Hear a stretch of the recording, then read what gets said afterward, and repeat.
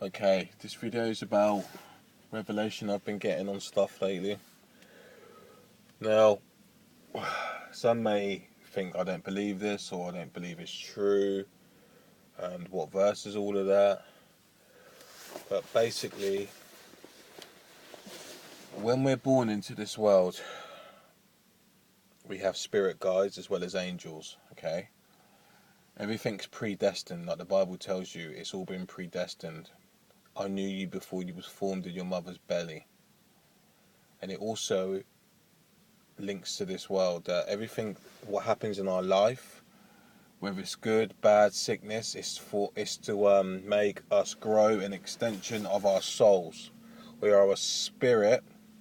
We are born spirit first in His image with a soul in a body. Okay. Now a lot of the Bible's been taken out, including all the books what tell you this stuff, including reincarnation, which is in the Bible, but it's not.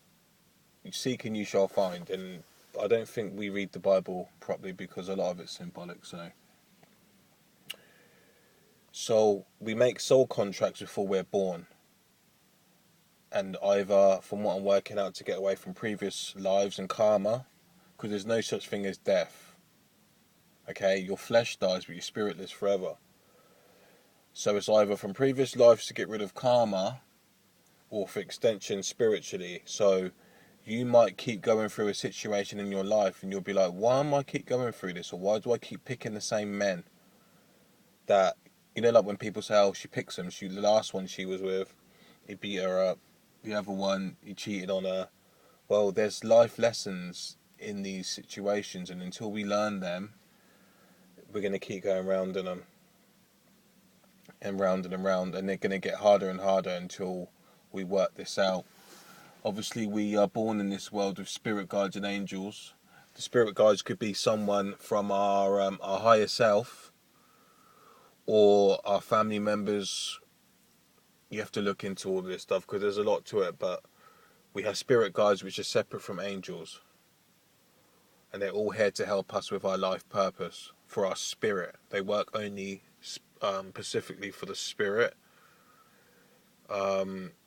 There's ways you can break your soul contracts. So if there's any soul contract that's not of your highest good, i.e. working on behalf of you to raise yourself up, you can break the contracts. Because a lot of contracts can also be, I don't know if it's hijacked or added onto, but where there's good, there's dark, and the dark side can also manipulate contracts or add to your contracts. You also make soul contracts when you're on this earth as you go along. As you grow as a person, you might change your spirit guides and your soul contracts, or with different family members. A lot of the soul contracts, from what I'm working out, are to do with family members, close people. This is why you learn your closest and best lessons from the closest people in your life, so that out of the pain you will grow and learn quicker. I don't know, everyone in your life is there for a reason, even if it's a short reason or a long reason, but relationships are one of the biggest ones, I guess, because you learn the most from. This is why most people, when they get humbled and they want to find the Father, the Son, and the Spirit, they normally get sick or bad things happen in their life, or they get humbled to the point where they have to cry out and look for something else other than themselves. Everything that you look for outside of yourself is wasting your time. That includes religion and a building.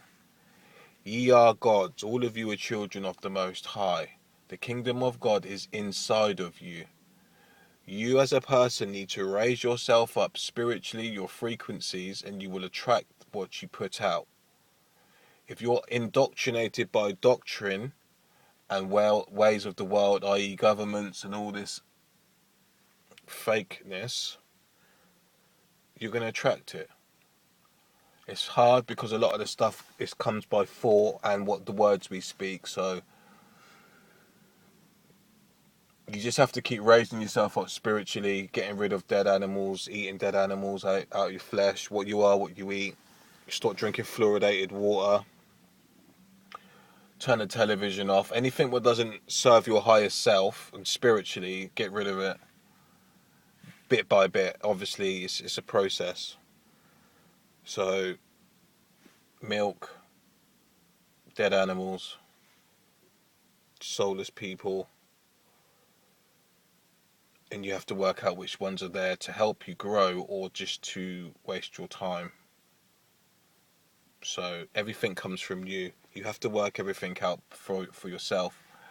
I think a lot of the problems is everyone's looking for answers through other things and men or doctrines or anything other than themselves. Until you sit back and look at yourself, I just can't see there's too much change. Because it's easy to point your fingers and say it's this person and that person, but it's hard to look at yourself and say I need to change. But like I said, a lot of the stuff what happens to us is already predestined and soul contracted, so that when you die and leave this world, you ascend. I believe in reincarnation because it's biblical, and there's too much evidence for it. So I don't know about you, but if you don't want to end up coming back here, and it's going to be harder to fill out these soul contracts, I guess we need to be learning stuff like yesterday. Otherwise, you're going to come back. In the Nag Hammadi scriptures, which are books taken out of the Bible, Christ says, "You came into this world, and you are empty, and you will leave empty."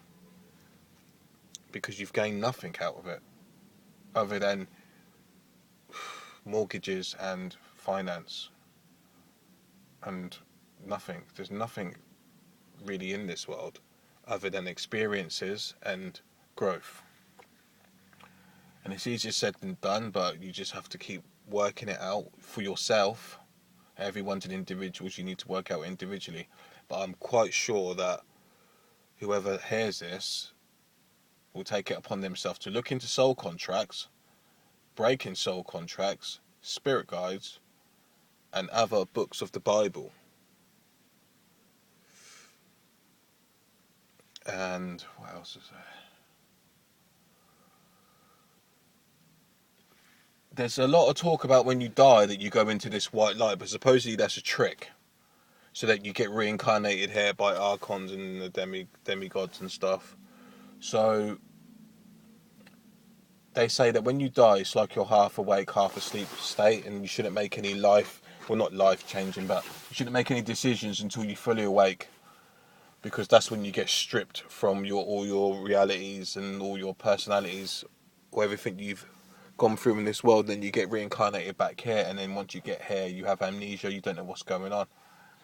There's star children, indigo children. These are different souls being incarnated into the world for the times what we're about to go into. And everything, basically, they're saying that you come back into this world and you get stripped from what you should have learned. So it's like a constant cycle of reincarnation when you need to get off the ladder.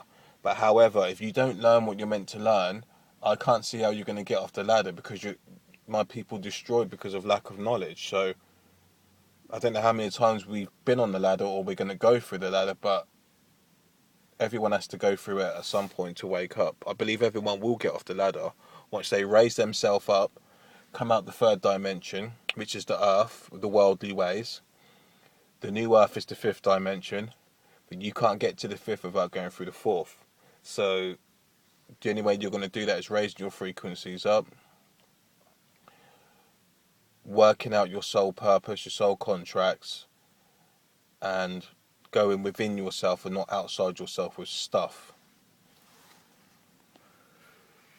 Shalom.